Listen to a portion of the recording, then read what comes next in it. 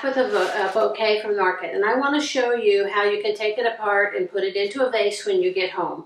Because they're wrapped like this, they have a rubber band around them right here. The rubber band is pretty easy. You just find the bottom loop and take it off and then let it roll like that. And then you can just not save the paper because it's usually probably a little bit rumpled and wet. But when you take it up, before you take it off, make sure you see the sticker, because on the sticker it tells you my Instagram, and this is a great way to let others know about my local flowers, your friends and followers, and also I will repost if you put it out there.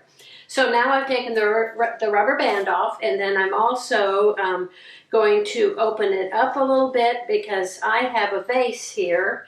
And actually my vase is a pitcher, and this pitcher was my great-grandmother's bishop from Bishop Hill.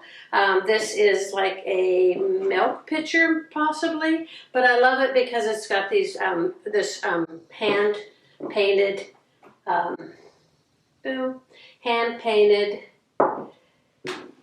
flowers.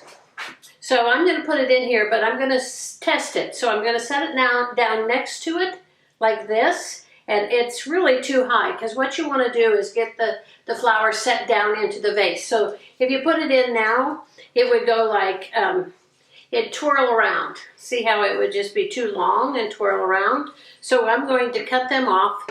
You can use a pair of like kitchen shears or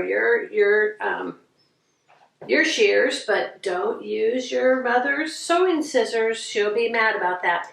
And so how do I know where to cut it? So what I like to do is take the vase to the edge of the table like this, and then I put it so that I can see how long it needs to be, and then I know where to cut it. That way you can kind of get a good judge on it. So I'm going to just snip it off. And I just go straight out, snip, snip, snip. And of course, I left my good snips outside. They're much sharper than these. But see how I did a nice, even cut. And then I'm going to, I'm not going to really rearrange it unless I really want to. Realize that when I bring them in and I do bouquets, I'm kind of getting them in the right color scheme, and then I also kind of arrange them.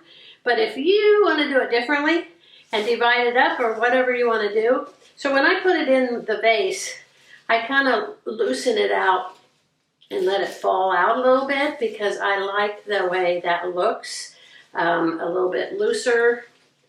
And then at that point you can kind of go, oh dear, that leaf right there looks bad. I'm going to take it off because, they've traveled. You've traveled with them. I'm not that far from the market, but when I move them a lot, they have to come out of my studio into my car. Something may happen to them. So just take a look around. And right here, there's nothing right here. So I'm like, oh dear, that doesn't look right. So I'm going to pull something from the other side where there was too much. And then I'm just going to bring it on around and put it in right there. And they can be crossed over. It actually makes it a stronger arrangement when they're crossed over. I like to put the Bells of Ireland on the side. This is the Daucus. Your zinnias are more like your disc flowers, along with the scabiosa. And then I have the higher things, which are the straw flowers and also the bee balm. So there you go. How to arrange your bouquet that you got at market into the vase that is special to you.